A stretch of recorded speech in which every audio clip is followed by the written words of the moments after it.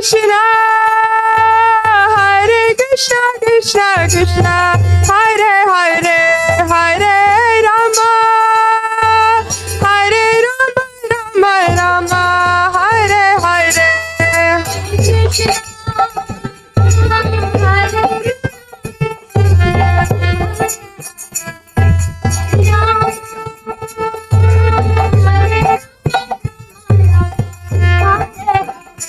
Hare Krishna, Hare Krishna, Krishna Krishna, Hare Hare, Hare Rama, Hare Rama, Rama Rama, Hare Hare.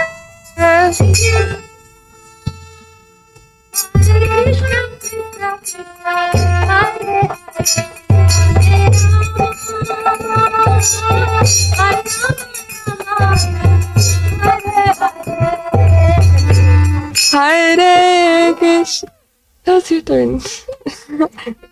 Hare Krishna, Hare Krishna, Krishna Krishna, Hare Hare, Hare Rama, Hare Rama, Rama Rama, Hare Hare.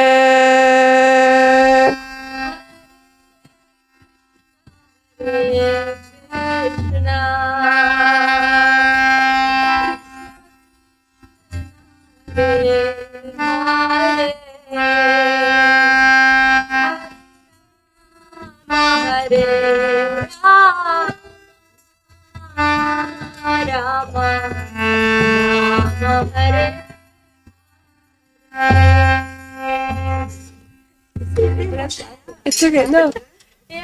No, because Mataji wanted Shatoba Mataji to sing.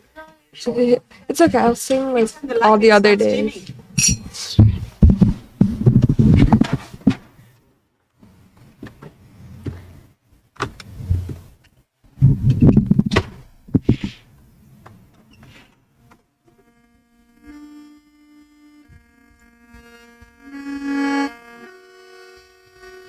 Hare Krishna, Hare Krishna, Krishna Krishna, Hare Hare, Hare Rama,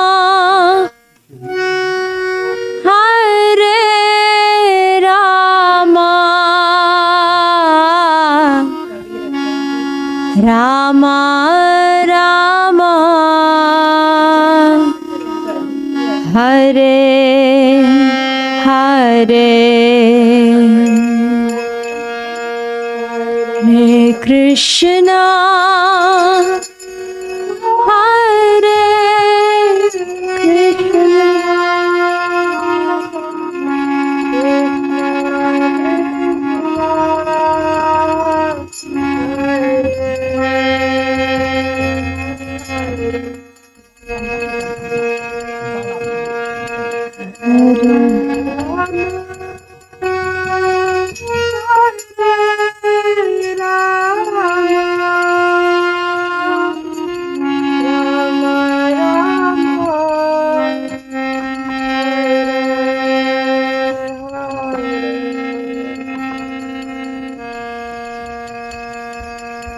Hare Krishna, Hare Krishna,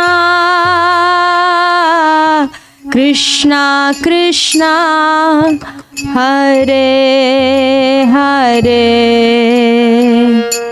Hare Rama, Hare Rama, Rama Rama, Hare Hare, Hare Krishna, Krishna, Krishna, Hare Hare, Hare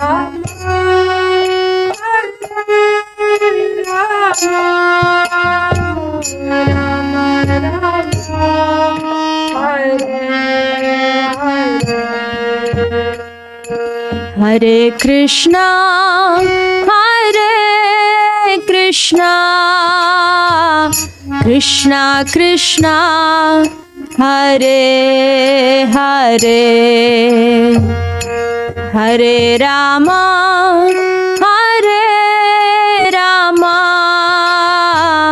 Rama Rama, Hare Hare.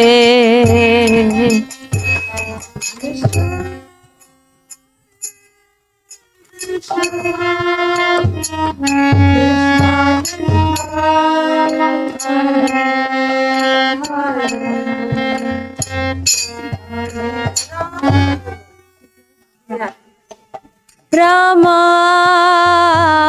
Rama, Rama, Hare Hare.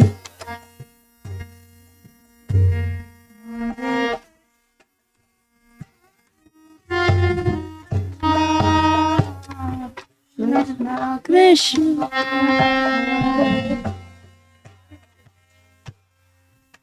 Hare Rama, Hare Rama, Rama Rama,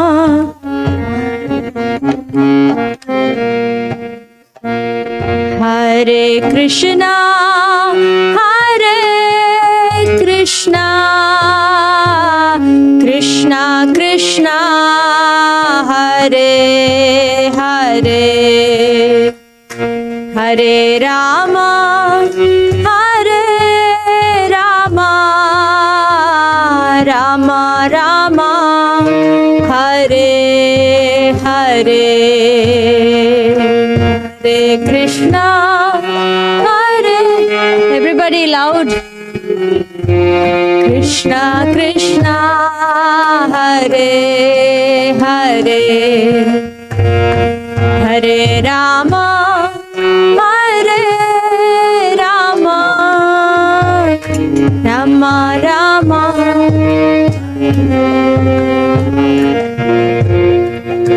Hare Krishna, Hare Krishna, Krishna Krishna, Hare Hare, Hare Rama, Hare Rama, Rama Rama, Hare Hare.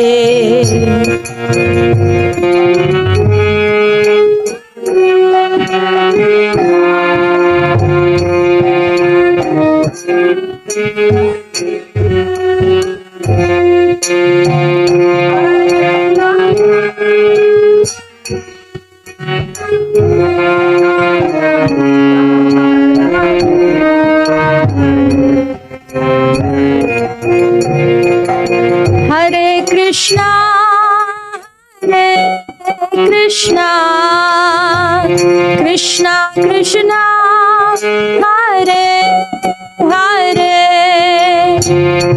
Hare Rama, Hare Rama, Rama Rama, Hare Hare.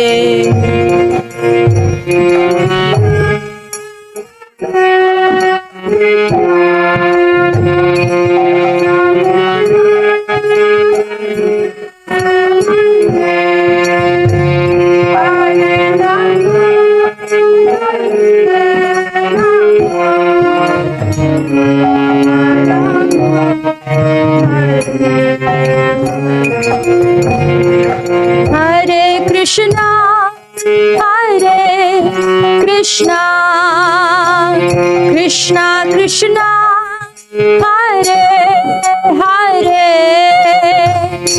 Hare Rama, Hare Rama, Rama Rama, Hare Hare.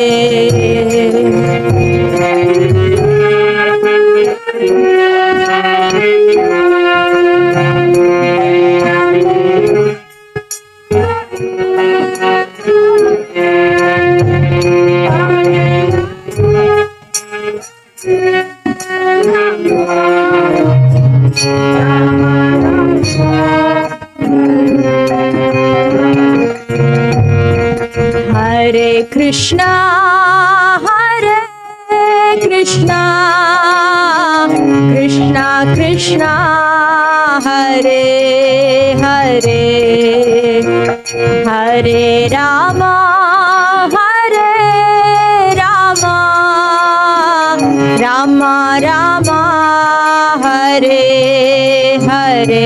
Everybody, Hare Krishna, Hare Krishna.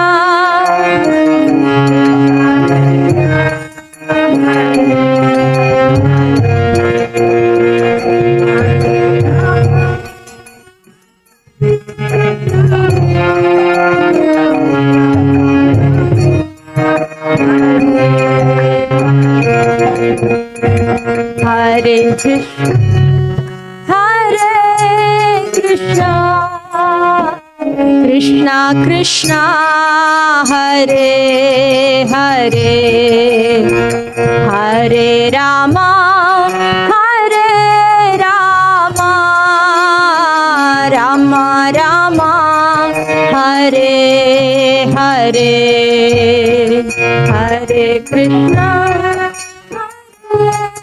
Krishna, Krishna Krishna, Hare Hare, Hare Rama, Hare Rama, Rama Rama, Hare Hare, Hare Krishna, Hare Krishna, Krishna Krishna,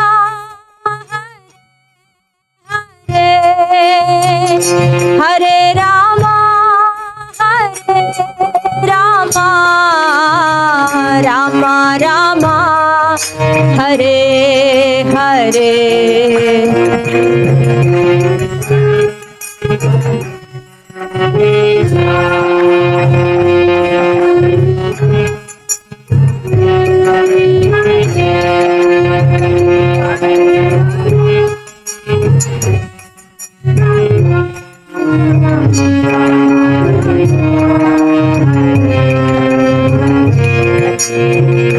Hare Krishna, Krishna, Krishna Krishna, Hare Hare, Rama, Rama Rama, Hare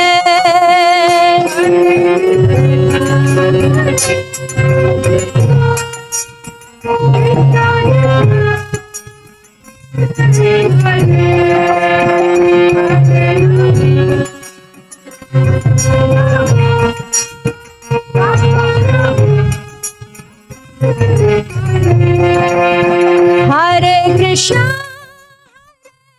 Krishna, Krishna Krishna, Hare Hare, Hare Rama, Hare Rama, Rama Rama, Hare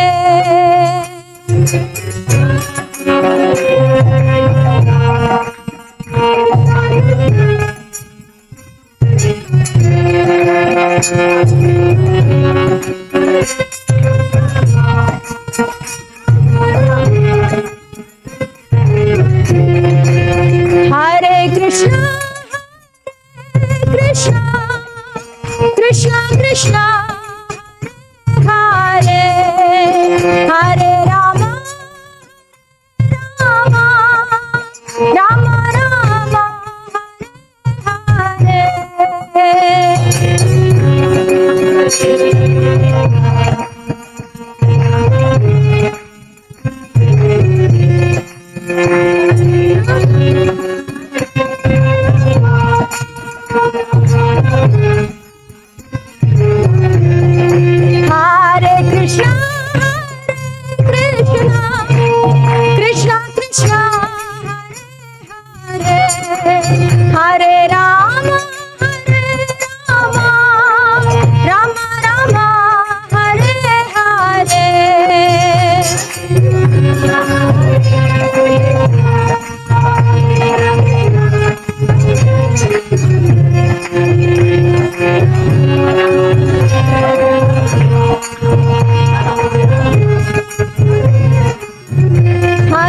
Krishna, Hare Krishna, Krishna Krishna, Hare Hare, Hare Rama, Hare Rama, Rama Rama, Hare Hare.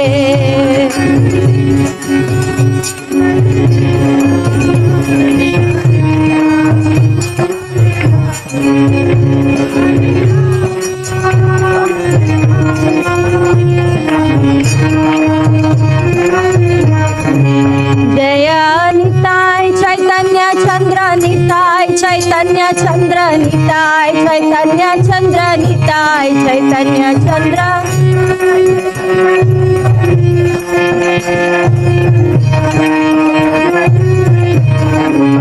Jaya Jagannatha Jaya Jagannatha Jaya Baladeva Jaya Subhadra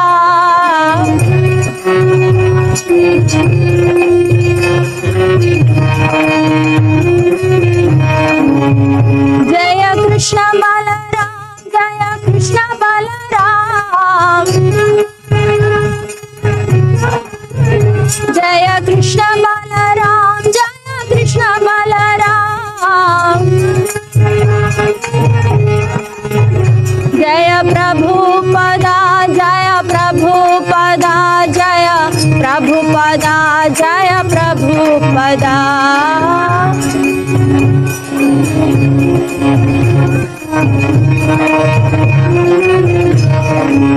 Jaya Jaya Prabhupada Prabhupada Prabhupada Jaya Prabhupada Prabhupada Prabhupada Jaya Jaya Prabhupada.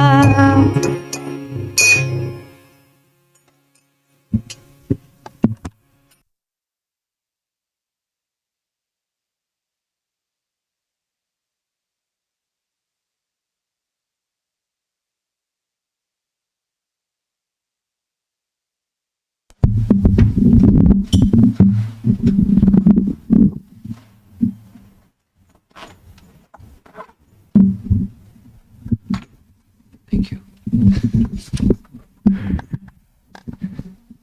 Nama Om Vishnupadaya Krishna Prestaya Bhutale Shrimate Bhakti Vedanta Swami Iti Namine Namaste Saraswate Devi Gauravani Pracharine Nirvishesha Sanyavadi Paschatya Desatarine Jaya Sri Krishna Chaitanya Prabhu Nityananda Shri Advaita Gadadhar Srivasadi Gaura Bhaktavrinda Hare Krishna Krishna Krishna Hare Hare Hare Rama Rama Rama Hare Hare.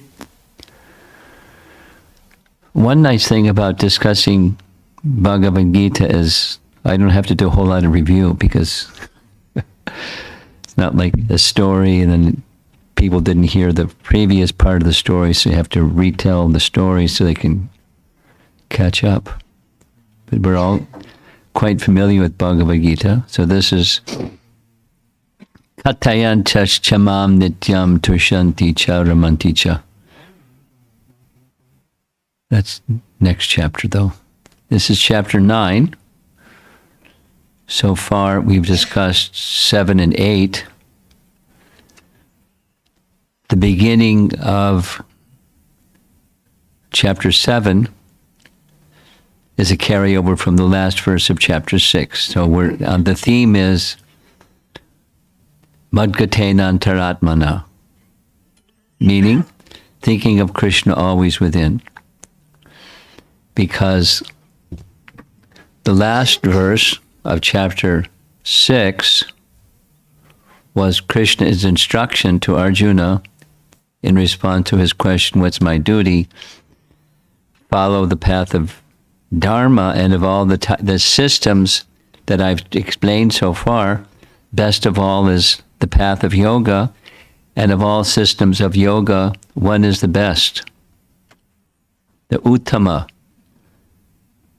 form of yoga, yoga uttama, the topmost yoga, is bhakti.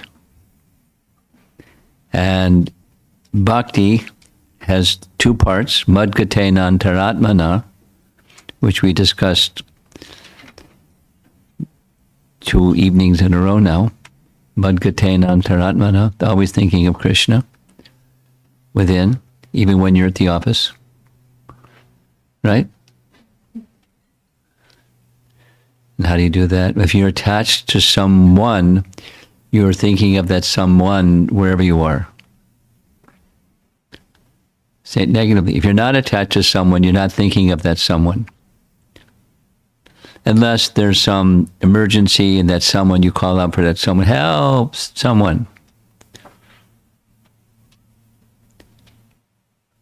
And then when the emergency is over, it's business as usual. Just like in chapter 7, four types of pious people render service to Krishna. 4 types of impious people never surrender to Krishna, because surrender to Krishna was a major topic. So supposing someone is pious and there's an impetus because of 1, 2, or 3, or 4, one of the 4 types, and then those 4 things get satisfied. The crisis is over, the financial difficulty is over, your curiosity has now been pacified. So what do?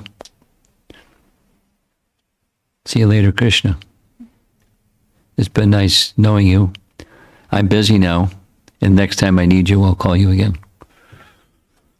So, we're what we heard at the end of chapter, so I can review all this, the end of chapter, not exactly the end, but in one of the later verses of chapter 8, Krishna uses the term that he uses in several places, undivided devotion, ananya bhakti. Verse 22, chapter 8, Purusha saparak parta bhaktya labhyas tu ananyaya. For those who come to the stage of ananya bhakti, they're situated in Krishna, even in this life and after this life, because chapter 8 is attaining the Supreme. So that opens the door for chapter 9, another how-to, because back to chapter 7, Krishna proclaimed to Arjuna, I'm going to explain to you how to come to Ananya Bhakti, or how to come to this stage of devotional service that's the topmost form of Bhakti. So there's 2 parts, what the mind does and what the body does.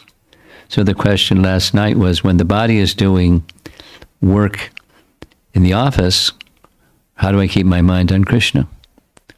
When you're attached to Krishna, then the mind goes to Krishna.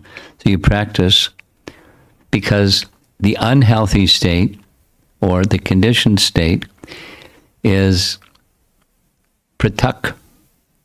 We're separate. Our interest is separate from Krishna. And this word pratak comes in the 9th chapter, this midday's discussion on chapter 9, pratak. Seeing oneself separate. So when you see yourself separate, my happiness is what's important. After all, because I'm important. I mean, it's all about me, right? So my happiness is everything. And part of the performance of duty, we discussed this yesterday evening, is purification. Purification of what? Purification of pratak, of seeing my interest as separate from Krishna. And so, because I see like that, I'm influenced by the modes of nature, which we discussed already from chapter 7 and 8, that 3 modes of material nature manifest everything. And those modes of material nature are acting under Krishna's direction. So everything's under Krishna's direction. But when one is under the influence of the modes of nature, one doesn't recognize that. What do we recognize? We recognize me and my interests and how I'm going to achieve things. And that's material life. So spiritual life is a healthy life, so that has to be worked through. So therefore there's prescribed duties to work through that. So there's regulations of what to do, what not to do, and there's the mind absorbed in Krishna, which is the feature of bhakti. Say it again. When you're attached to someone, you think of that someone. You know, that's just like any really easy one. Romance. Young boy, young girl, woo, woo, woo. She's thinking of him, and he's thinking of her. There should be doing something else, but she's looking out the window and thinking of him, and he's looking at the teacher, glassy-eyed, and thinking of her. Because the mind is upon that which is the object of attachment. And that object of attachment in the purified and healthy and wholesome and natural and eternal state is unto Krishna. So then we practice. We practice because it is our nature. It's not an artificial practice. It is our nature, but it's a nature that we've forgotten, so we practice. And the practice is to do your prescribed duties. I meant to mention this, so now I'm mentioning it from the discussion yesterday evening about being mind absorbed in Krishna while you're in the workplace. There's a step before pure bhakti. There's several steps, and one of them is karma yoga. And that goes back to earlier chapters before chapter 7. And that is Yad Karoshi, Yad Asnasi, Yad Jahosi, Dadasi Yat. Or everything goes to Krishna. The fruits of your activity go to Krishna. Offer it all to Krishna. There's some devotees, I haven't seen it of late, a bumper sticker, offer it all to Krishna. It's karma yoga. When done sincerely and genuinely, it leads to bhakti. So a subset of bhakti is offer it all to Krishna. So I'm in the workplace. What am I doing this for? Many people have a little photograph of their child or a family photo or something because they're working for their family. The fruits go to I and mine. And then the cultivation of bhakti is everything goes to Krishna. So some devotees have on the screensaver a picture of Krishna or a picture of Krishna or something. Because I'm here, I'm doing Krishna's work. And as consciousness becomes absorbed in Krishna work, it's not that you become of two minds, that you get spaced out or you're not attentive to your work. You're more attentive to your work because it's for Krishna. I mean, something that most of the people in this room, at least the ladies, but most of the people in this room also cook. So there's cooking where it's not for Krishna, there's cooking where it's for Krishna. It's a whole other thing when you're cooking for Krishna. Experientially, it's different. And the satisfaction of the person who takes that which has been cooked in the mindfulness that this is to be offered to Krishna, the experience is different. It's the difference between material and spiritual. So same with everything that we do. So the beginning of chapter 9 is a response to what is this, how is one to attain this Ananya Bhakti? Because it's still on the Madgatena Antaratma message from the end of chapter 6. So we're on chapter 9. In the beginning of chapter 7, I'll remind you of something we discussed. A very important word in the first verse of chapter 7 is tat shrinu. Tat shrinu. Hear from me. Tat shrinu. And in the next verse, Krishna says, Vakshami. I will explain. So he emphasized sound vibration is very important. That the source of that sound vibration is also very important. So in the beginning verse of chapter 9, Krishna doesn't touch Shanu or Vakshami, but he says something quite similar. Pravakshami. Pravakshami. Pravakshami. I'm speaking. I shall explain. So sound vibration. This is Krishna speaking. The Vedas are sometimes called Shruti, and because there's to be heard, and the one who one is to hear from is the Supreme, Narayana. And the Vedas are emanations from Narayana, thus they're called Shruti. They're to be understood through hearing. And Krishna is just reiterating because he's Narayana and he's Pravakshami. So if one hears with that faith, that's not just, an interesting literature, but it's transcendental sound vibration. If heard properly, it can carry one beyond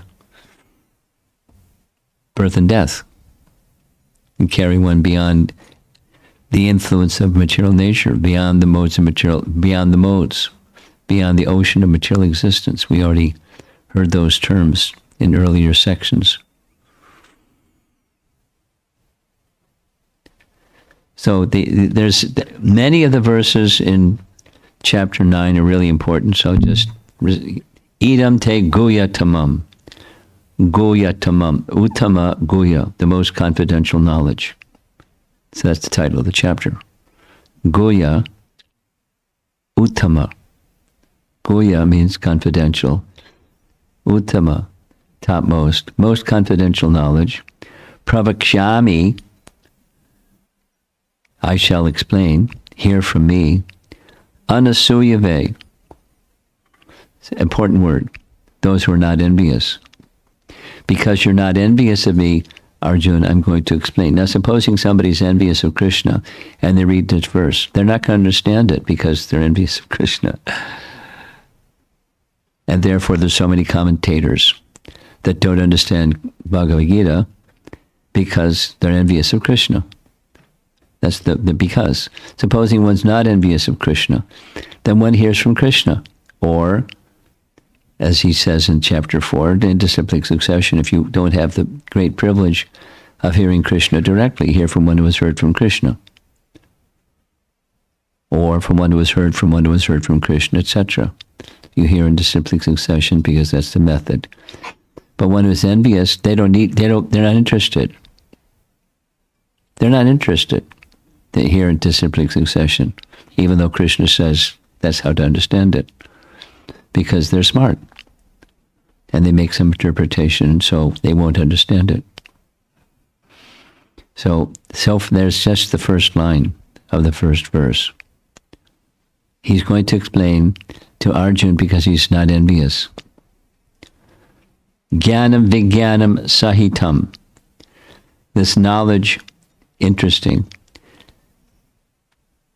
This most confidential knowledge and realization. Prabhupada often translated the word vijnana. Well, he would say it's realized knowledge. Sometimes he would say it's science. And he used the word science in a very unique way.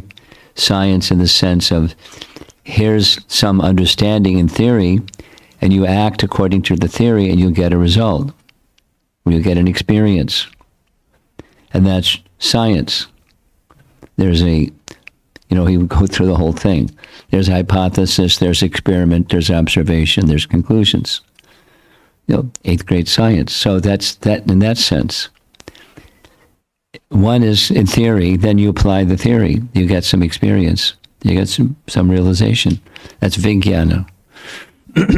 Jnana vijnanam sahitam yajgyatva mokshase shabat.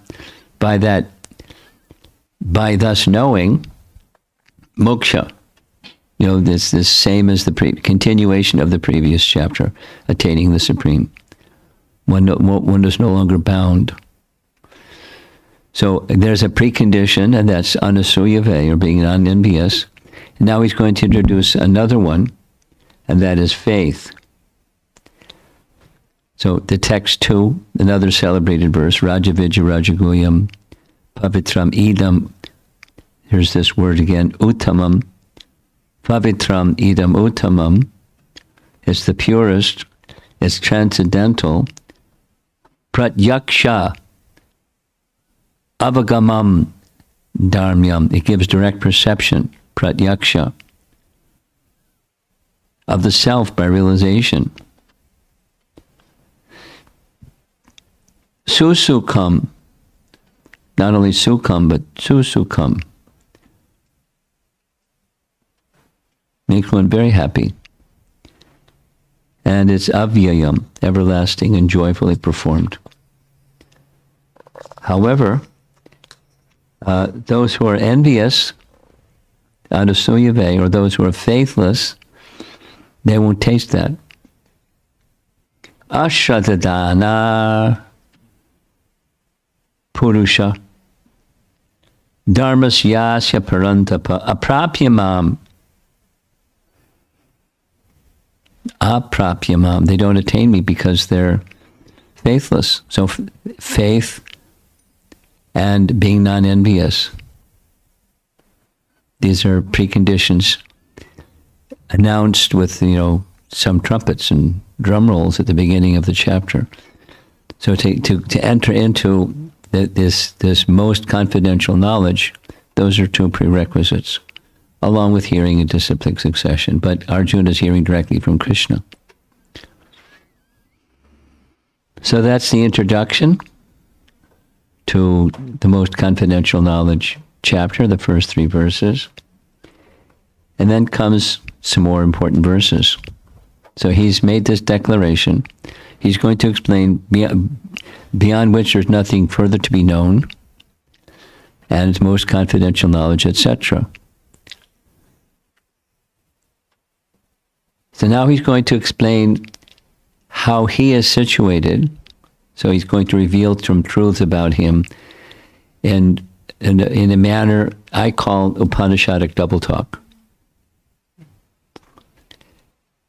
So the Upanishads are revered, so we don't, to say double talk doesn't mean disrespect the Upanishads, but it's hard to understand. Because it says this, and then it says that, and it's contradictory to this. So if it's that, it can't be this. If it's this, it can't be that. But it's both. It's apparent contradiction, having everything to do with the transcendental nature or the confidential nature of transcendence.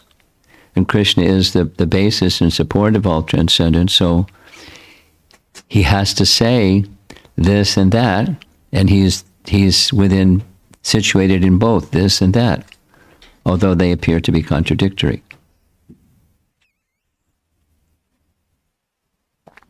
Maya tatamidam sarvam jagat avyakta murtina. What's an avyakta murti? An unmanifested form. By me, in my unmanifested form, this entire universe is pervaded. Matstani starvabhutani. All beings are in me, but I am not in them. All beings are in me, but I am not in them. It's like saying, we're in the room. So Krishna is the room. All beings are in the room. All beings are in me, but I'm not in them. And yet everything that is created does not rest in me. Whoa. Double talk.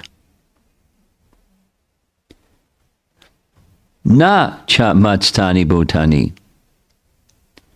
Behold my mystic opulence. Although I'm the maintainer of all living entities, and although I am everywhere, I'm not part of this cosmic manifestation, for myself is the very source of creation. So it's the all-pervasive. One of the meanings, one of the names of Krishna is Vasudeva. So Vasudeva for the impersonalists is the all-pervasive Brahman. And for the devotees, Vasudeva can mean the all-pervasive Brahman, or Vasudeva can mean the son of Krishna who is a person. How can a person be all-pervasive? A person is not all-pervasive. A person is here. Or they may be moving and go from here to there, but they're not simultaneously everywhere. The form has some boundaries. That's a material form. So Krishna has different features. And that's he's introducing this, which those who are not envious and those who are with faith, they can understand. And those who are envious and those who don't have faith, they can't understand. Or if they claim to understand, they'll misunderstand and write some commentary and give some teachings and write a book or make a commentary on Bhagavad Gita or something like that. And, they won't understand and people will think, oh, that was very interesting. I couldn't understand it. We probably most of us, I for sure, had read, before I read Prabhupada's Bhagavad Gita, I read a number of Bhagavad Gitas, and I couldn't understand it. I couldn't understand why I couldn't understand it, because it's supposed to be like this special book. And why is a special book one that you can't understand? And then some time passed, and somebody gave me version number 8, and it was easy to understand. Why is this easy to understand? The other ones I couldn't understand. And then, as I kept reading, it's revealed knowledge, and just presenting revealed knowledge because it's straightforward, although it's mystical. Everything is within me. Behold, everything is not in me, because the not in me is his personal feature that's of the spiritual realm and in the spiritual realm eternally, and things in this world are in this world. So everything is resting in his all-pervasive material energy, like the cloud is in the sky, and the sky is in the sunlight. So the cloud is in the sunlight, but the sun is not in the cloud, the sun is in the sky, but the sunlight is all-pervasive.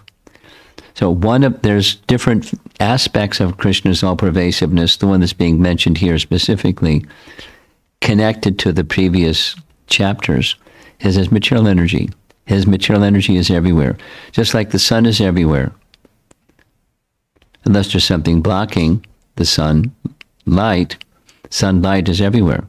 And therefore the sun is everywhere, but it's not the sun. So there's light coming in the window. So we can say the sun is in the room. But if the sun came in the room, everything bursts into flames instantly. So we can say the sun is in the room, we can say the sun's not in the room.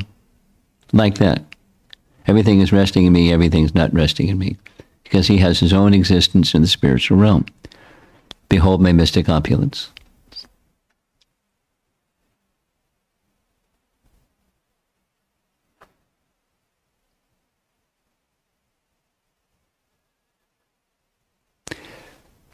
From chapter 8, we heard, this is building on something from chapter 8. From chapter 8, we heard that, and chapter 7, everything that exists is a combination of matter and spirit, and Krishna is the controller of both.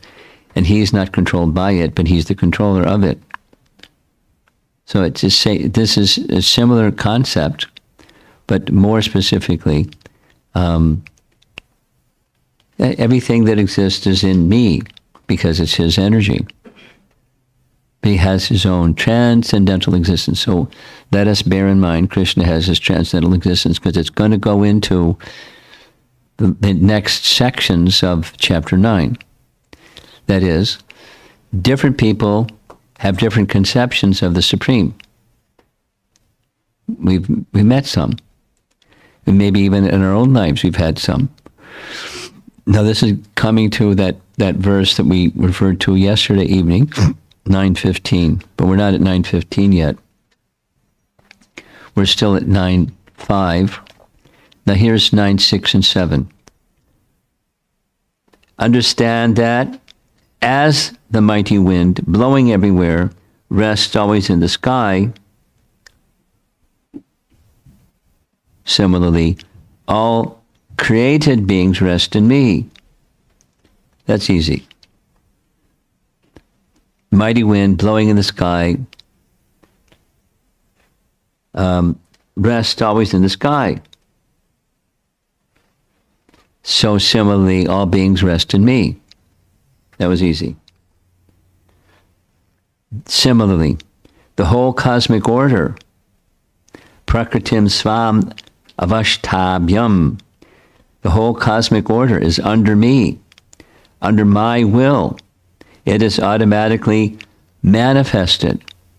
Automatically means under his direction, not the other kind of automatically, like mechanically. Under my direction. He doesn't have to lift a pinky. And it manifests, and it's annihilated again and again. So it's the expansion of his energies and withdrawal of his energies. As the mighty wind blows in the vast sky, all beings are resting in me. Things come, things go, again and again, under my supervision. Adhyaksha. Oh, Dhananjaya, text 9. All this work, karmani, nachamam tani karmani, nirbandhanti, doesn't bind me. I am ever detached. Udasinavat asinam. I'm ever detached from all these material activities, seated as though neutral. So things happen by his will, but he doesn't do anything. That means things happen by his willing. And there's subpotencies of his willing potency by which things happen. Now, he's not the only one that has willing potency. Here's a nice, for example, during the time of cosmic annihilation, what's the situation? The situation is all living entities are withdrawn within the body of Mahavishnu. That's a lot of living entities, innumerable living entities, and they're resting within the body of Mahavishnu during his inhalation. As the inhalation is a long time. And when it's time for cosmic creation, what does he do? Mahavishnu glances at Pradhan, or the reflection of his internal potency. Who is his internal potency? Ramadevi.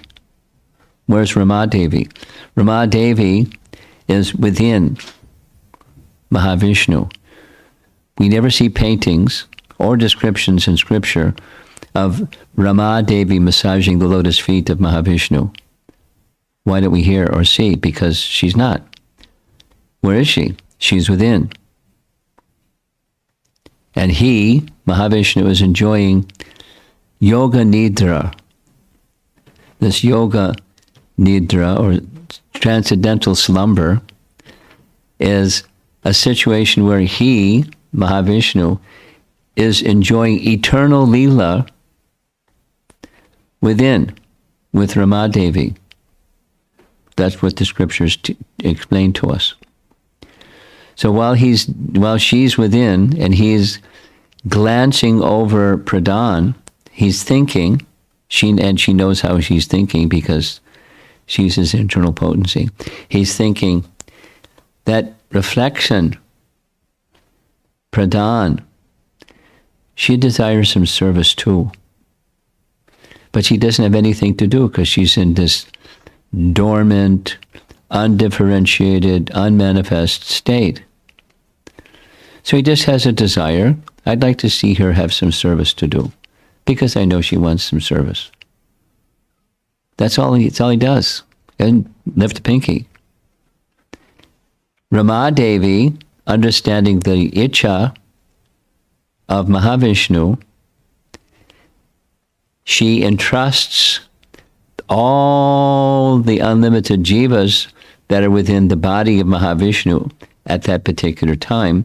She entrusts all those living entities to the glance of Mahavishnu, along with the time energy, both jivas and the time energy are entrusted to the glance, and just like you've seen the paintings, zoom, there goes the living entities, and there goes the time energy carried to Pradhan.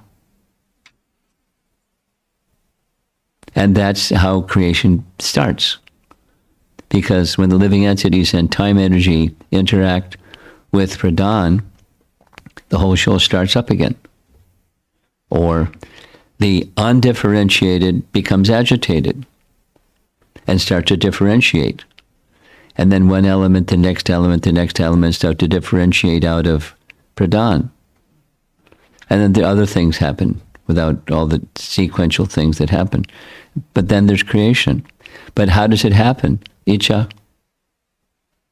And it's a compassionate desire or free will. He wishes that this reflection of his internal potency, she also wants some service. Let me give her some service. Wouldn't it be nice? It's just a desire. And then everything starts to move. So that is to say, he has free will and Rama has free will. She just wills it. And zoom, there go all the living entities. He doesn't have to tell her. She knows it. And she doesn't have to do anything either. She doesn't, go to the office and punch the clock and, go to college so she can get the job to do some service with creation. She has the power, and by her power, then these things happen. That's from the transcendental realm. So that's what's being said here. Although all these things are happening by my direction, I have nothing to do.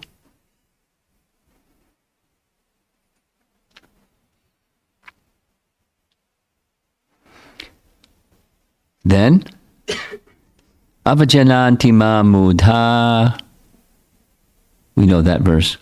Manusham tanamashritam parambhava majananto mama bhuta maheshwaram. That's not a nice word, but mudha means fools. Mudha means fools. Those who are mudha, those who are fools, they don't know this transcendental nature of mine. And so when I appear, manushim tanam, tanu means form, body. Manushim tanam ashratam, when I assume this transcendental form that looks man-like, but it's actually the other way around. Man is created in the image of God, not God is created in the image of man. Manushim tanam ashratam, they deride me. Parambhavam ajananto, they don't know my higher nature. Mama bhuta maheshwaram. Mama bhuta, he's the Ishvara, Maha Ishvara of all living entities. They don't know that. So when they don't know that, they're covered by something, another conception.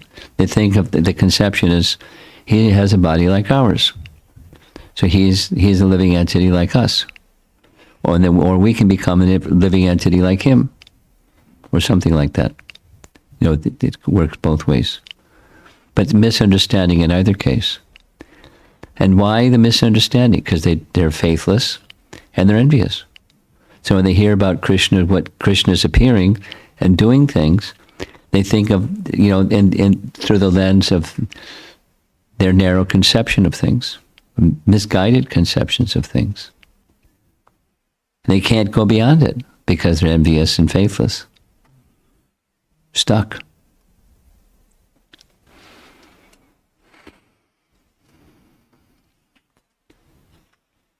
Text number 12. Another tough verse. Mogasha, moga karmano, moga jnana vichetasaha. Phew. Poor fellows. Baffled, and baffled. I mean, that's a little softer than defeated or destroyed. Fools. Mogasha. Their ashas, their desires, baffled. Moga jnana, their knowledge is defeated. Moga karma, their activities are defeated. Why? Because they're faithless and envious. In that deluded condition, their hopes for liberation, their fruitive activities, and their culture of knowledge are all defeated. So instead, they're attracted by some other conception of life. Oh, there's varieties, a whole spectrum of ideas of what the Supreme is. And so they take shelter of this conception that, including God is dead, or there is no God, or I'm God, you're God, and so many other things. There's many gods. Take your pick.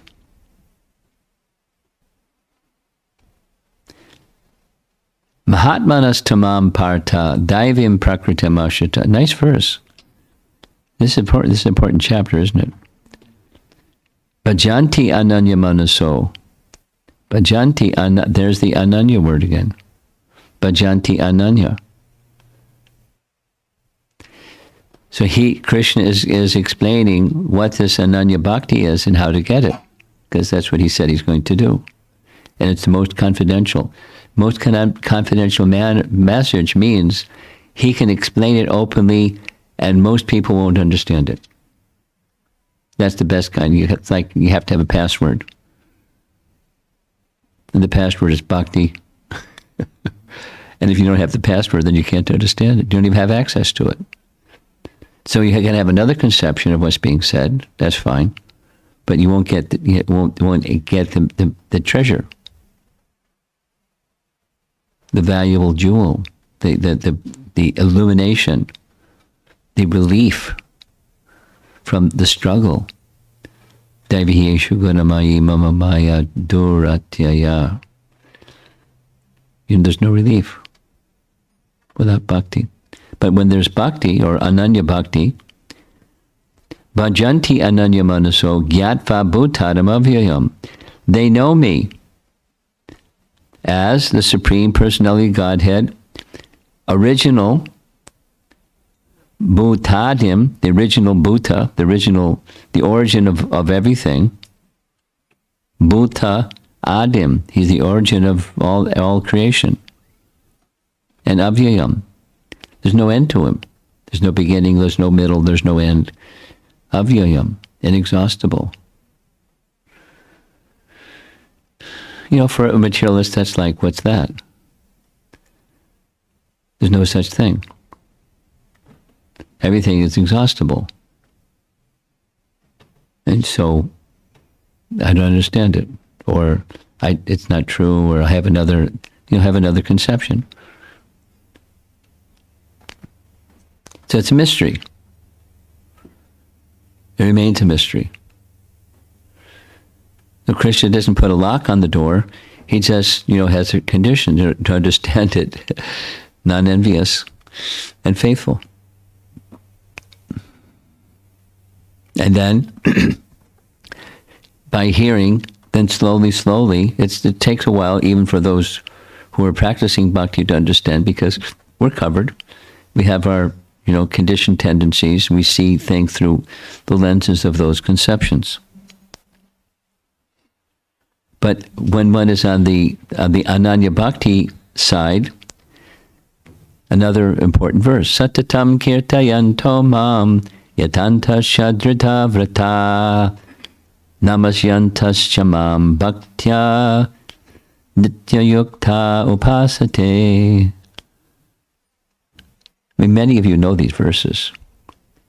And just by reading Bhagavad Gita or hearing Bhagavad Gita again and again, it's like, oh, I recognize that one. Always chanting my glories, satatam kirtayanto mam,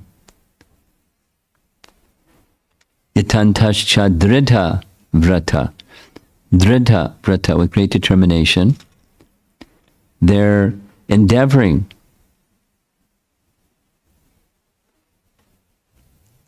not sometimes, nitya, always, satatam, always. Namasyantascha mam bhaktya nitya yukta upasate. They're bowing down because this is going to come at the end of this chapter 9, bowing down before Krishna. So it's right in the middle of the chapter also. Namasyantascha mam bhaktya, with devotion. They perpetually worship me.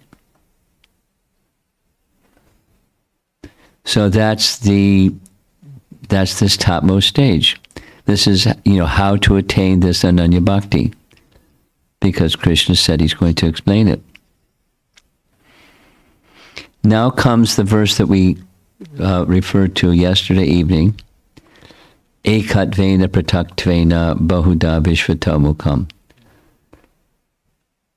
So there are persons, this is a very broad-minded, Krishna becomes very inclusive, very liberal, and saying, these people are my devotees also. It's just, it's indirect. They have a conception of what's beyond the temporary. They have a conception of what's beyond, what's not exactly the temporary, what's beyond my field of inspection. So prataktvena means a demigod. So I don't perceive demigods, but there's some idea that they're up there. So ekatvena, this is, I am the supreme. I am the eka atma. The supreme and I are one. Impersonal. Now there are persons, I haven't seen it, but I heard that there's a yogi that teaches ekatvena. He gets on stage and he worships himself. I don't know how you do that, like ring a bell and offer some incense or something. Because, I'm supreme. So here's how you worship yourself. Ekatvena. I'm one with the Supreme. And then above that is prataktvena. There's demigods. And then there's Vishvatomukam, the universal form. The universal form. So those are gradations, a little higher. But they're yet indirect. But Krishna is very liberally indicating that there are those who make the sacrifice in this way also. Others who engage in sacrifice by the cultivation of knowledge worship the Supreme Lord as one without a second, diverse in many. Bahud prataktvena, and the universal form. So some conception of that which is greater than me, although it starts with, I'm the greatest. Ekatvena, I'm one with the Supreme. I'm just not there yet, I just have to get there. But I'm the one with the Supreme.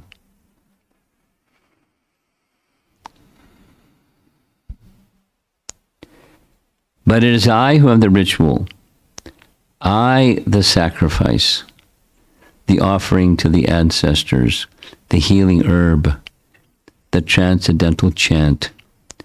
I am the butter and the fire and the offering. I am the father of this universe, the mother, the support and the grandsire. I am the object of knowledge, the purifier and the syllable Om. I am also the Rig, Sama, and Yajur Vedas. These are something that was in chapter 7 is being repeated here. Krishna is the essence of things.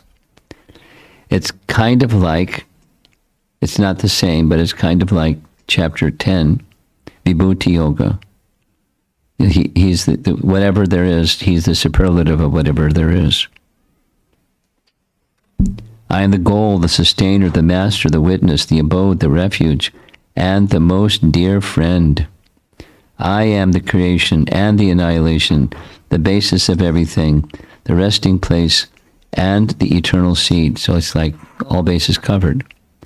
There is nothing that exists that's not part of Krishna. So let's say this is really simple. Really simple. There's two things in creation. There's Krishna and there's Krishnas. And they're not a third thing. Then Prabhupada said, there is no such thing as void in the creation of God. Because void would mean there's something that exists that's not from Krishna or of Krishna or part of Krishna. There's no such thing. It's quite simple. But there are persons that have a conception, born of frustration. There's something that's where there's nothingness. There's no such thing. But born of frustration with somethingness, I want nothingness.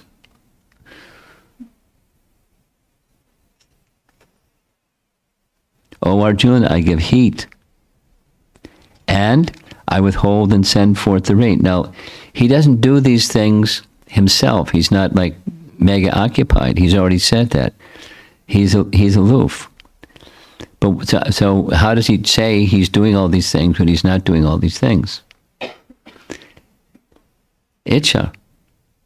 He doesn't have to do anything. You know, he's lifting Govardhan Hill, but he can have Govardhan Hill lift without lifting it.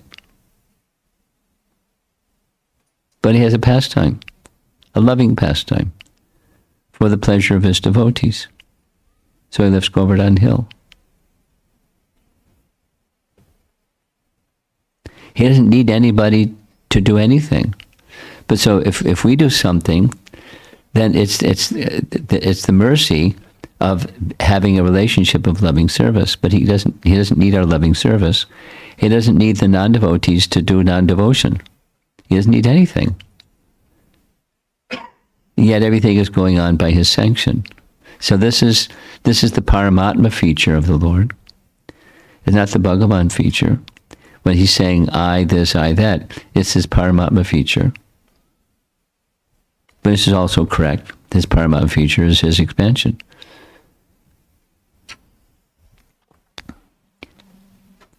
I am immortality. And I'm also death personified. Both spirit and matter are in me. Now he's going to go to this description of the Pratak Dvena. Those who study the Vedas and drink the Soma juice, seeking the heavenly planets, worship me indirectly. So these are these other worshippers he mentioned in verse 15. Now it's verse 20. They're doing so indirectly. It's worship of Krishna, but indirectly. So why is there this indirect? And why is there, because the question came, why is all this discussion about other things? Because if there's one thing, why not just have one thing? Because some people want other things. Some people aren't ready for the one thing. Like Prabhupada again made it very simple. If somebody's asked, touch your nose, it's very simple. But supposing they're rebellious.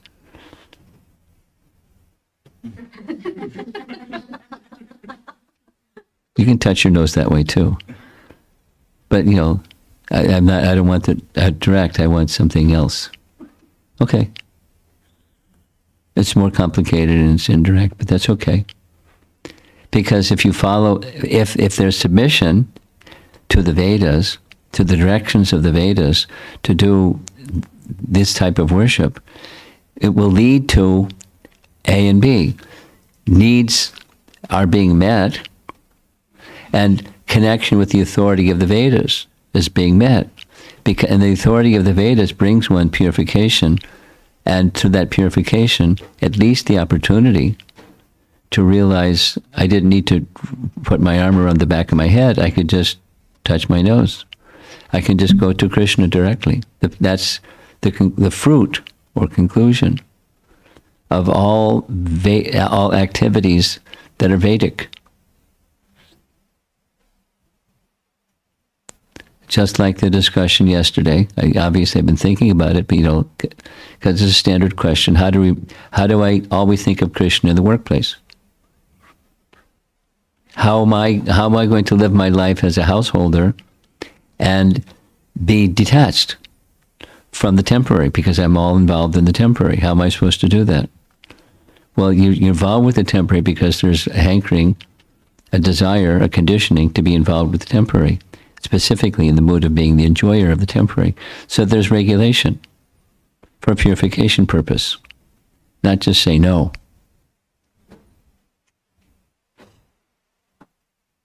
But there's regulation that leads to purification. Being submissive to the regulation means being submissive to the Supreme.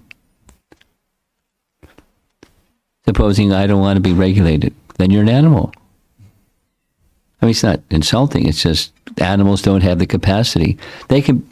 I just hearing Prabhupada explain this morning. You can train an animal in circus. They can train animals to do all kinds of things, jump through hoops, and all kinds of things.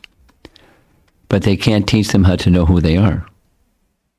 They can't teach them how to inquire into their spiritual identity and their natural. So human form of life has some regulation. That's like, teaching an animal how to jump through a hoop or whatever else that they teach the animals to do. So, but it's some discipline. One of Prabhupada's favorite sayings, discipline is the first law of obedience, or the other way around. Obedience is the first law of discipline. Obedience is the first law of discipline. And discipline by whom? So one can be disciplined by the state. You can't drive a car without a driver's license.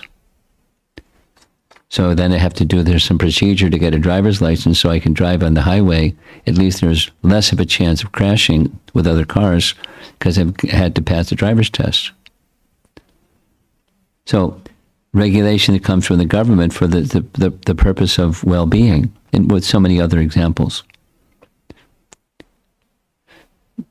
Obedience is the first law of discipline. The discipline of Vedic life is moving away from the lower modes towards the mode of goodness. And there's a purpose of moving towards the mode of goodness. And it's not just piety so then I can prosper and be happy. There's a higher purpose than that. So that can be fulfilled. Through piety, there's fruits of piety. By submitting to the discipline of the Vedas, I get pious credits. And from pious credits, I get prosperity. But the goal is not just prosperity. The goal is not just heavenly planets. As Prabhupada is saying, as Krishna is saying here, those who are seeking the heavenly planets worship me indirectly. Purified of sinful reactions, they take birth on the pious heavenly planet of Indra, where they enjoy godly delights. However, Shine Punye Marchalokam Vishanti, when they have thus enjoyed vast heavenly pleasure, sense pleasure, and the results of their pious activities are exhausted, they return to this mortal planet again. Thus, those who seek sense enjoyment by adhering to the principles of the three Vedas achieve only repeated birth and death. The Ferris wheel, like children's play. Here it goes up, then it comes back down. Next.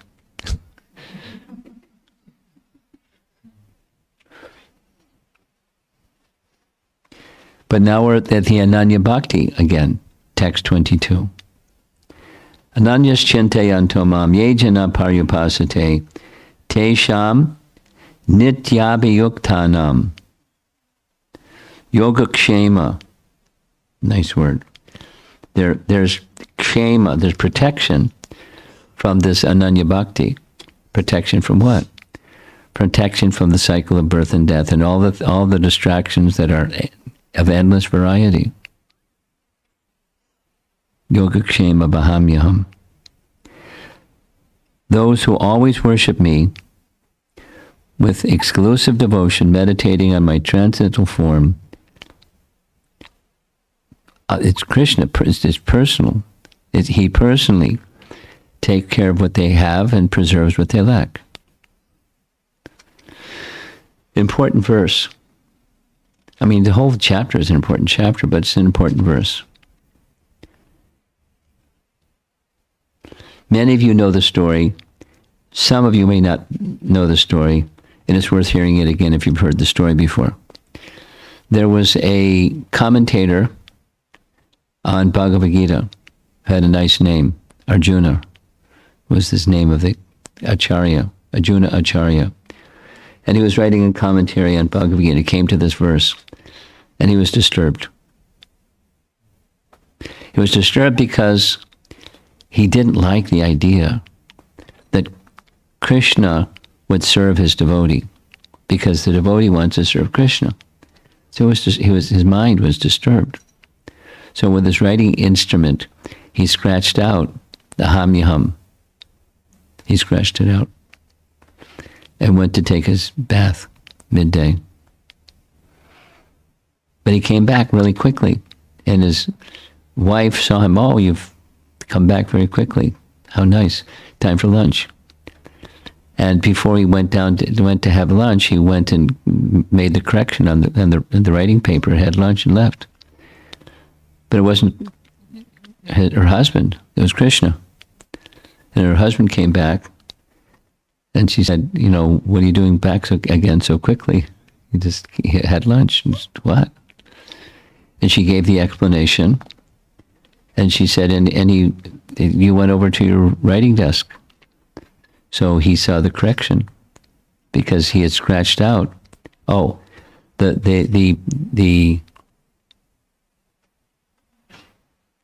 there's a detail. What's the detail? There were some marks on the back of the person. Yes? The boys. Yes? The boys came to deliver the person. It was a boy. Krishna Balaram from this. Krishna Balaram. Okay, thank you. Oh yeah, we brought some items for your so please stay around. Okay, thank you. Please, no, we're not staying around. He beat us. Look at these marks on her back. Yes, that's it. I'm thinking of another story. So when he came back and understood what had happened from his wife, did you beat these boys? I couldn't believe it. There's these marks on their back. They said, you beat him. They went to the desk, and the scratched out place where he had scratched out Vahamyaham. So he fell at the feet of his wife. You've seen Krishna. There we go. Okay. Arjuna Acharya. So Krishna personally, the idea is Krishna personally maintains what we have and preserves what we lack. And it's a loving exchange. It's not other than anything other than a loving exchange.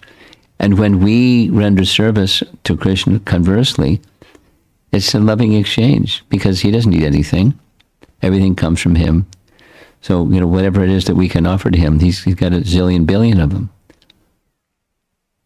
He doesn't need it. So what are we offering? Something that he doesn't need.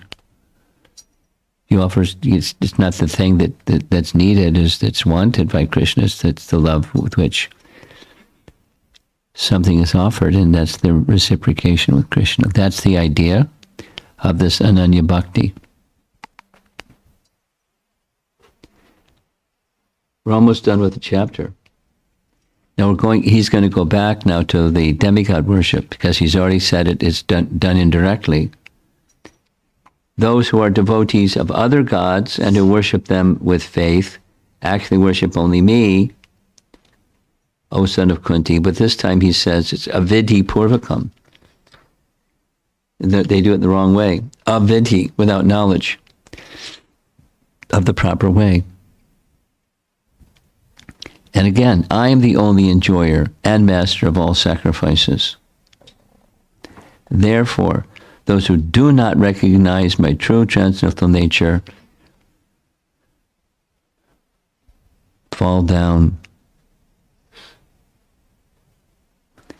Chavanti te. Chavanti te, they fall down. Yanti deva vrata devan. Everyone knows this verse. Pitrin yanti, pitrin vrataha, bhutani yanti bhuteja. Those who worship the demigods will take birth among the demigods. Those who worship the ancestors, Pitra Loka, Pitrin yanti pitra vrata.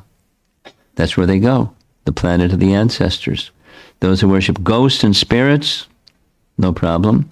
They take birth among such beings. And those who worship me will live with me.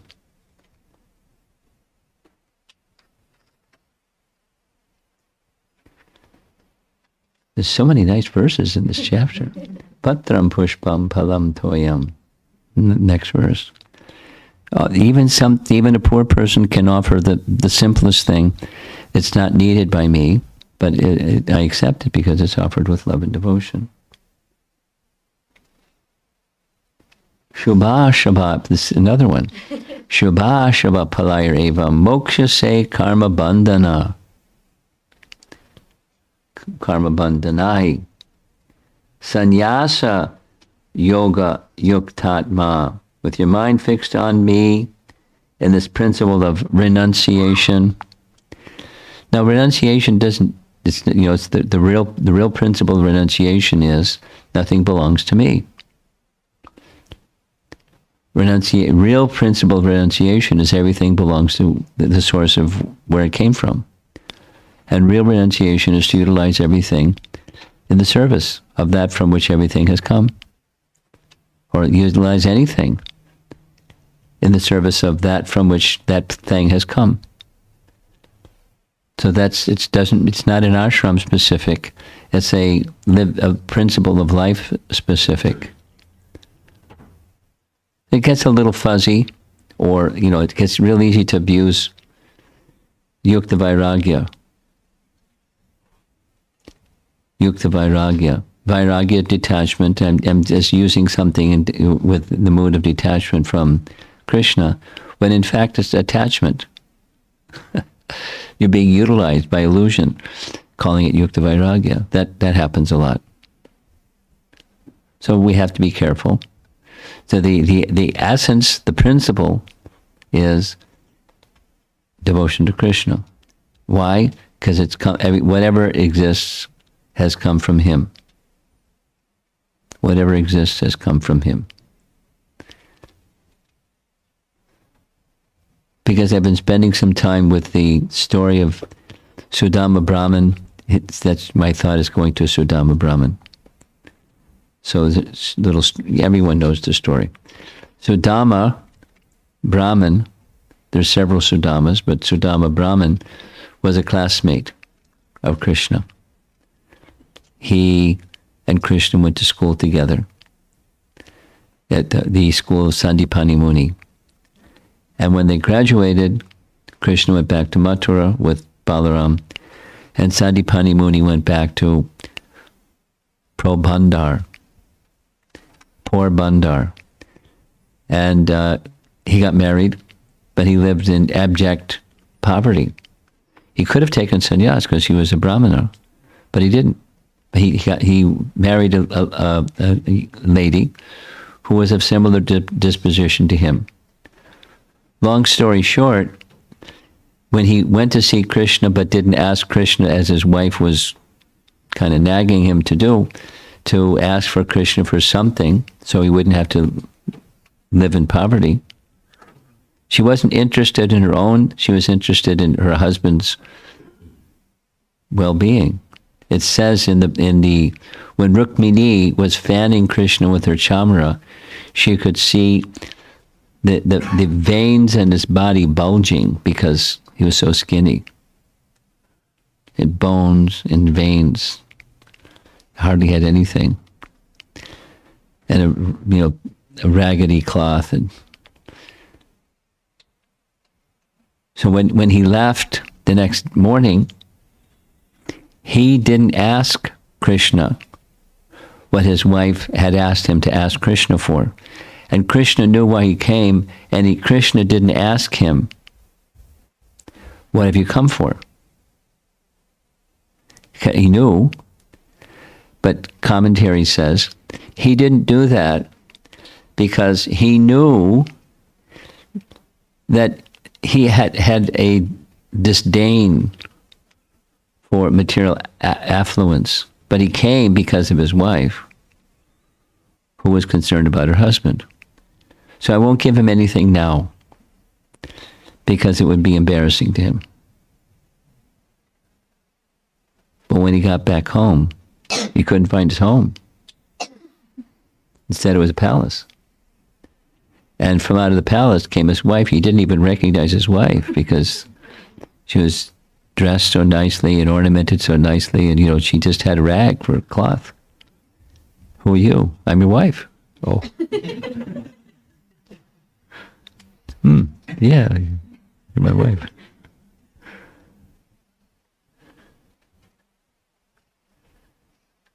The acharyas say he was still dressed in his old tattered cloth so she could recognize him.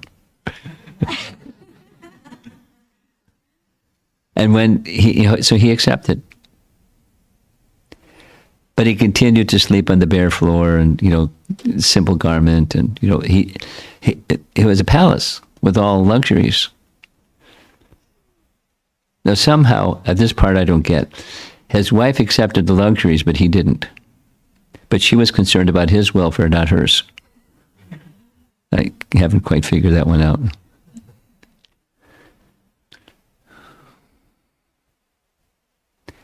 But he was thinking, Krishna's so kind. So preserves what he has and carries what he lacks. But with no interest, with one interest, Krishna's pleasure. So end of the chapter. Oh, here's this, karma yoga verse. Yad karoshi yadasnasi yad jahosi dadasi yad. In this way, you'll be free from bondage to work because you've given the fruits to Krishna. And its auspicious and inauspicious result. So the pala of piety is not yours either because you've given that to Krishna. Whatever it is, it's for Krishna. Bondage comes when one gets fruits of piety. It's part of the territory of bondage. Be pious. You get fruits of piety, and then you want to be the enjoyer. It's just that it's another lure of the material energy. So it's not like don't be successful because you might get allured, and don't be unsuccessful because we want everything to be for Krishna. With your mind fixed on me, there we go. Sannyas yoga yuktatma vimukto mam upaishasi. With mind fixed on me, so this is madgatena antaratmana.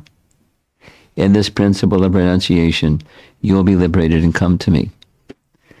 Even when you go to the office. 5 days of the week. But, it takes becoming attached to Krishna. And that becoming attached to Krishna, the starting point again is by hearing. But then you hear Bhagavad Gita and you try your best to apply what you've heard.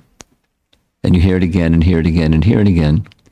and slowly the covering tendencies start to become diminished. That's if you're hearing with faith. Shh.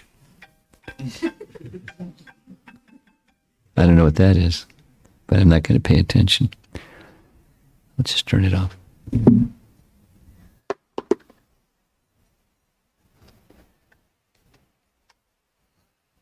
Shh.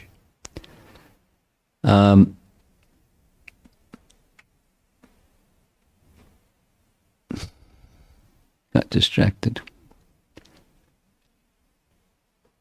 By gradual purification and of distractions, and n number of distractions, and when you're finished with some of those, then here comes another set, and then another set, and life is like that. Conditioned life is like that. As purification comes, then the remembrance of Krishna takes the place of forgetfulness. Distractions are replaced. This is when there's faithful practice with a spirit that's non-envious and is actually being submissive to the idea that Krishna is to be pleased. You stay with it, and gradually it becomes a reality, becomes your life. So there's chapter 9, Bhagavad Gita.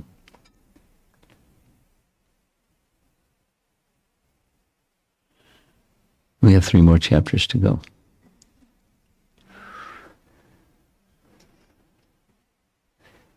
Let's see if there's some discussion.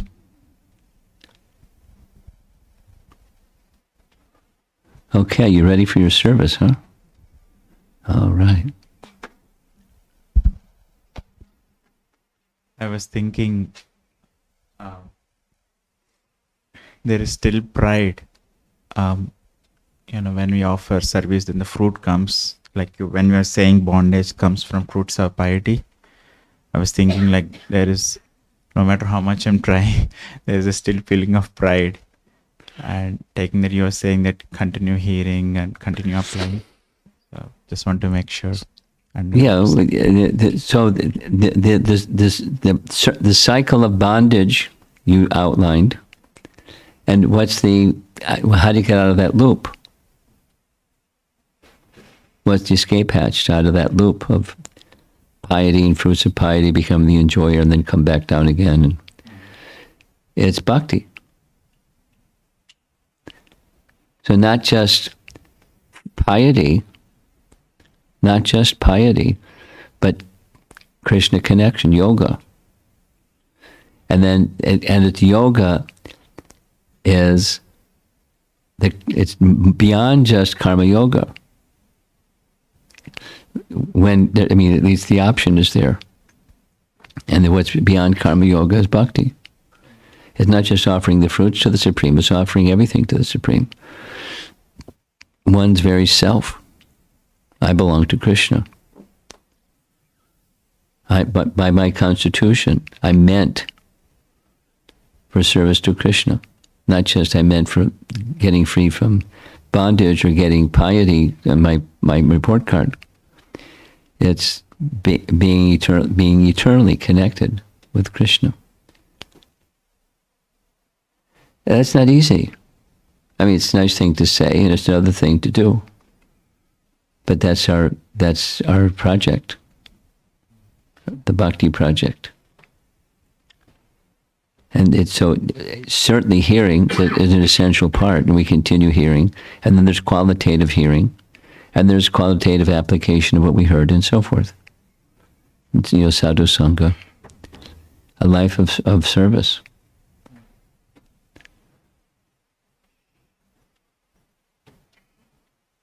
Without expectation. Ahoy tukiya pratyata. Anything else?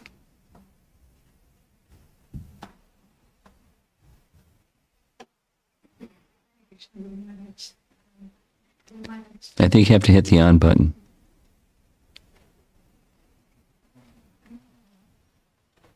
Go ahead, speak. Hare Krishna Guru Maharaj.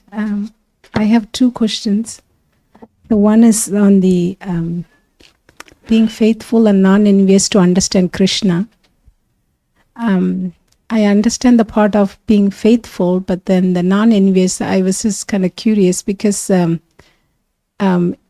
Shishupal exhibited so much, envious, and we can outwardly see his behavior and everything. Currently, people, if there are people who may not know even who Krishna is, or there are people who may know Krishna, but they think him as a demigod or a historical personality, whatever. But those are in regards to being faith. But enviousness, how do they exhibit, like in this material? Who's they? Any people who are envious. I was just Who's curious. they? Okay, so who can you say it the other way? Who in this mature world is not envious? Say it positive. Everyone in this mature world is envious. We wouldn't be here. We're competitors. Wow. It's a requirement to take birth. So we want to enjoy away from Krishna. That was the reason we came. So Yeah, that's enviousness. I'm Krishna's competitor.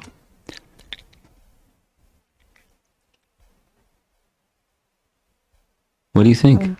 Is that not what envy is? It's a prerequisite. We're card-carrying, envious people. Here's the the demonstration, the material body.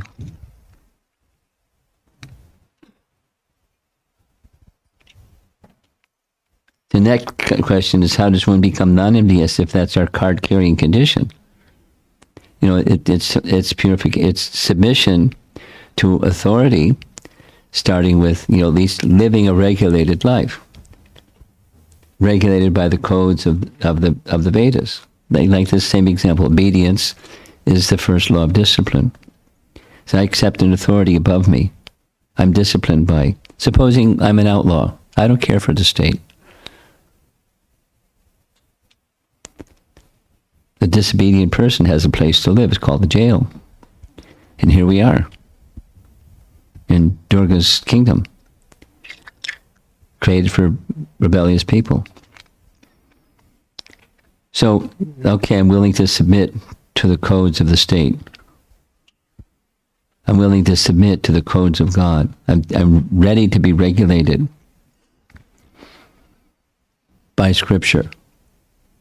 That's the beginning. And maybe even be begrudging, or I don't like that jail thing, so let me get out of jail. Get a little more freedom. Then I'm regulated. Regulated by jail and regulated by the codes of the law.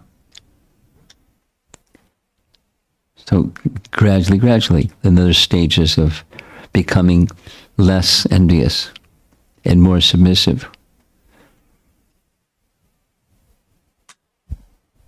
Therefore, different systems of yoga.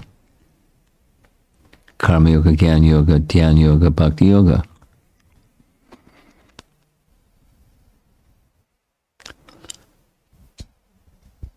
Thank you, Guru Maharaj. My next question is about the Yoga Kshemam. About the what? Yoga Kshemam. Yoga Kshema. So the Kshemam, the protection by Krishna, is very reassuring that... Very what? Reassuring that... Reassuring. When we take up to bhakti, we will be protected from taking repeated birth and death. We will be protected from conditional life. But then at the same time, even King Bharat, he did the bhakti throughout his life, but at the end of the life, he thought of deer and then he had to take a deer birth again. I know it's a protection because I hear that he didn't lose the consciousness. The bhakti was not lost. He was able to remember Krishna, and then he had the next birth. So for him, if that status, even Chitraketu also had to take a demon birth one more time before they attain Krishna. So I was thinking we have to have the exclusive devotion in order to not to have any more. Well, you got the storyline partial, but there's some very significant parts of the storyline that's missing. For example, with Bharat Maharaj, he not only became attached to the deer, but he consciously chose to stop his bhakti practices.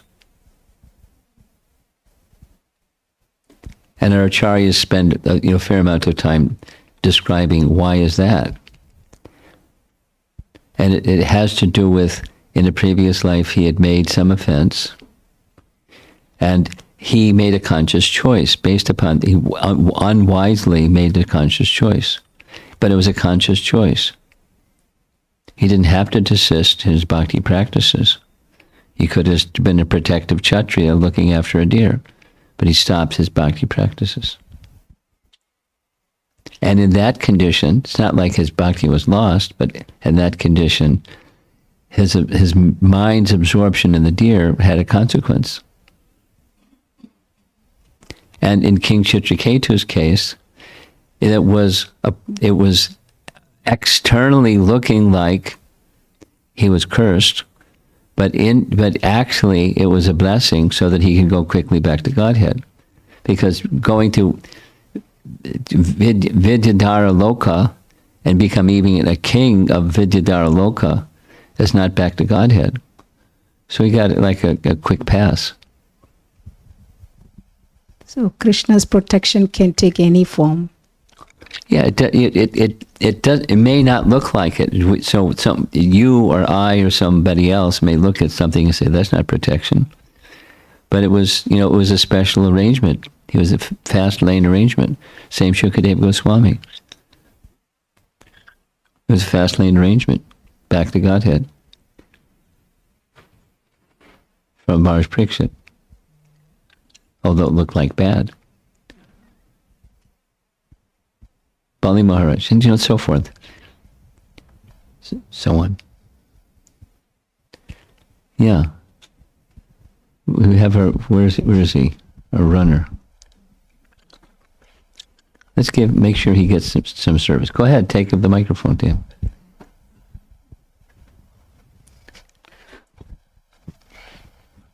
Hare Krishna Maharaj, I have two questions. You mentioned that we should do service to Lord Krishna without any expectation, right? If we do service to Krishna... No, you mentioned that we should do service to Krishna without expectation, right? Well, that's ideal.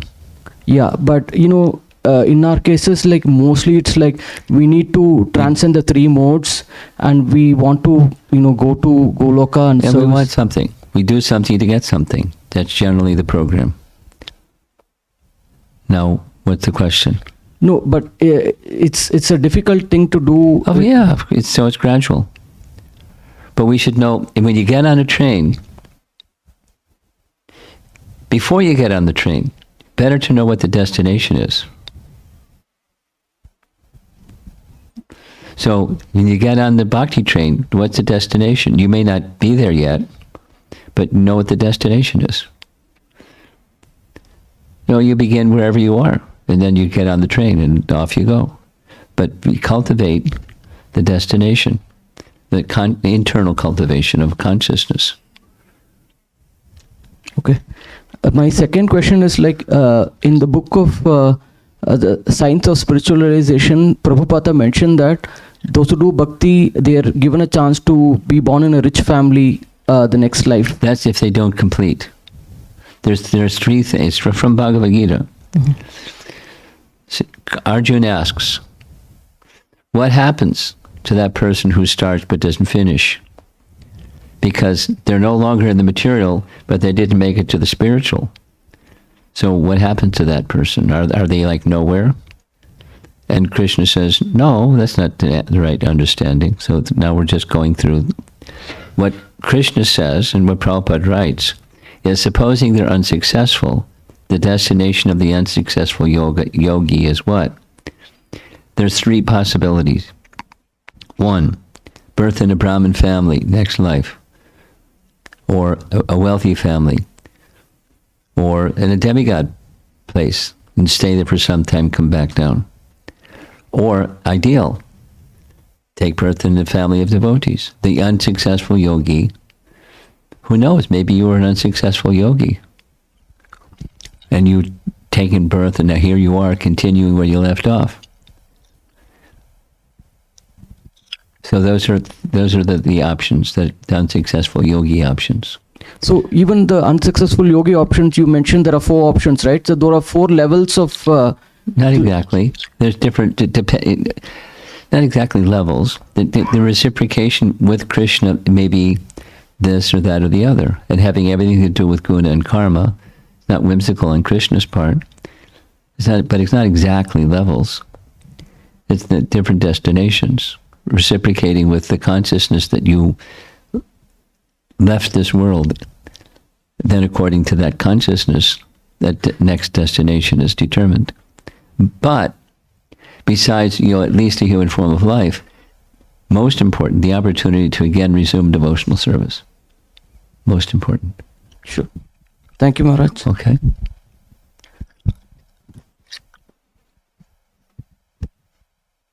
Hare Krishna Maharaj, Dandavat Pranam.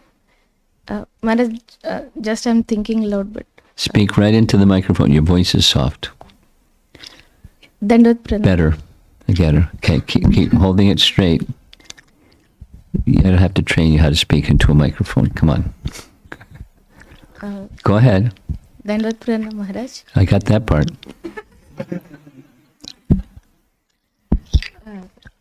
Just continuation of Mataji's question. Mataji, please keep the mic to your Right to your mouth, like you're eating an ice cream or something. Go ahead. Dandavat Pranam. No, not again. But your daughter will help you.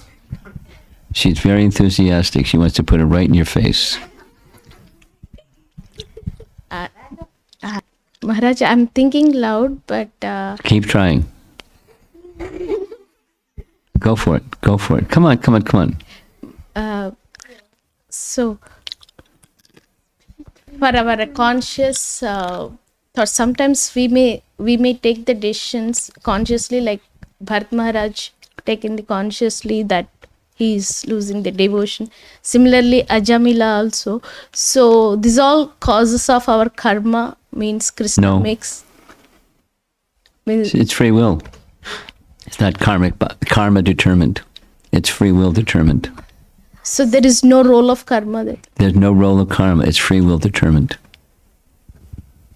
Bhakti is not created or not destroyed by something material. Ahaitokiya pratyataya yatma suprasidati. Your daughter wants to add to your question. You want to add something? You just want to control mom. Okay. So there's nothing material that can create and nothing material that can stop. And karma is material. So karma can create and karma can't stop. Bhakti. Clear? Can you give me some examples? Well, just take your life. Is bhakti created by your good karma? Has bhakti stopped because in the past you've had some bad karma? No. Is light stronger than darkness, or is darkness stronger than light? Stronger than darkness. Light is stronger than darkness. So supposing the background, karmic background is dark, and here's some light. Then darkness will. You understand? So karma cannot destroy bhakti. Got it? You got a question mark on your forehead, I can see. You're not sure. Yeah, because sometimes, it is my free will, but still, But we still cannot what? avoid taking that action. No, So yes, you why it can. is so? Yes, you can. I beg your pardon. Supposing somebody's a thief. Supposing somebody drinks. Supposing somebody's something. Do they have to? Because they're conditioned that way? They have to steal. They can't not steal. They can't stop stealing. They have to. Because it's their karma. Not so. Not so. You still got that question mark on your forehead, I can see. Yeah, but what? It is free will, Maharaj. It's free will. Bless your heart. Make free will choices in the direction of Krishna, and he'll protect you. Now, supposing it's a feeble yes. Well, kind of yes. Then the door is open for Maya to come in. But if it's just, if the free will is firm, okay, I'm Krishna's saying I'm by your side. Yoga kshema vahamyaham. That's the verse. Provide what they have and carry what they lack. But there's a precondition. Tesham satata yuktanam.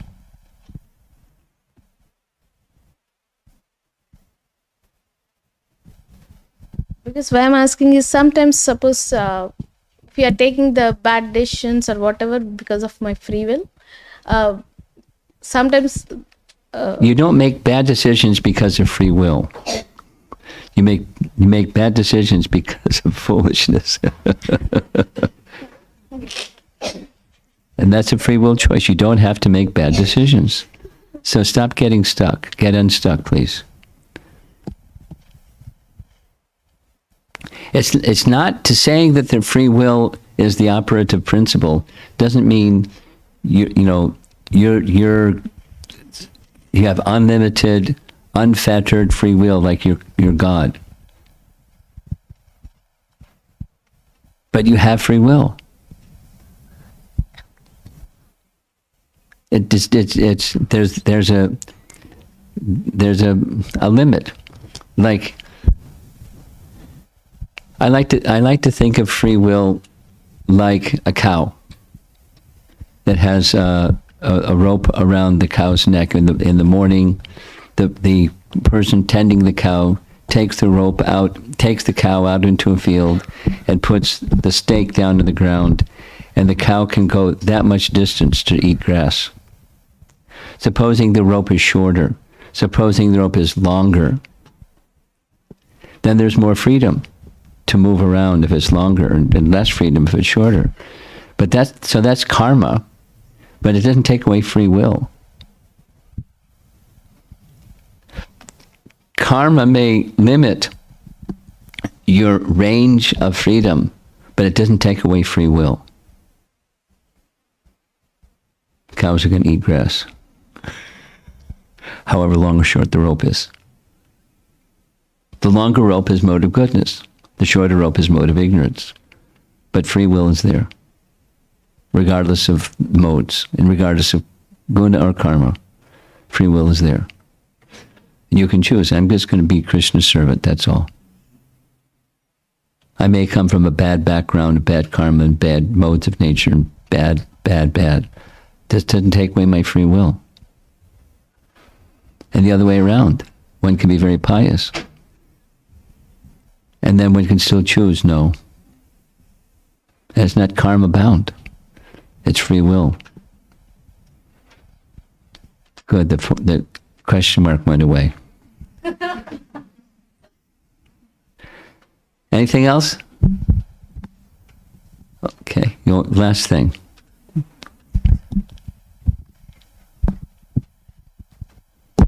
Hare Krishna, Guru Maharaj.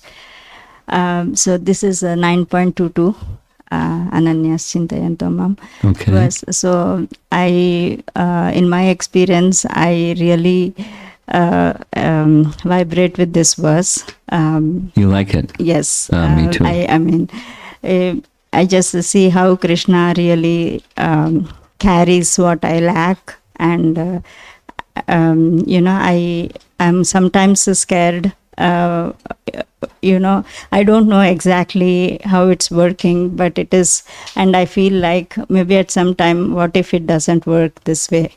So I'm just, with the different changes, and I just feel the seriousness in chanting, and I don't know what it is, but I just feel like I don't want to lose it. So how do I make sure? Keep hold on. This is Sharanagati. So it connects with free will, by the way. you just continue taking shelter. And sometimes things go more smoothly, sometimes things are more challenging, and sometimes it's moving this way and that way.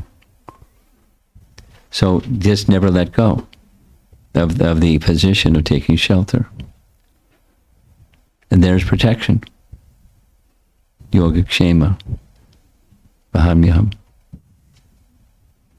All right? Okay. Srila Prabhupada ki. Jai.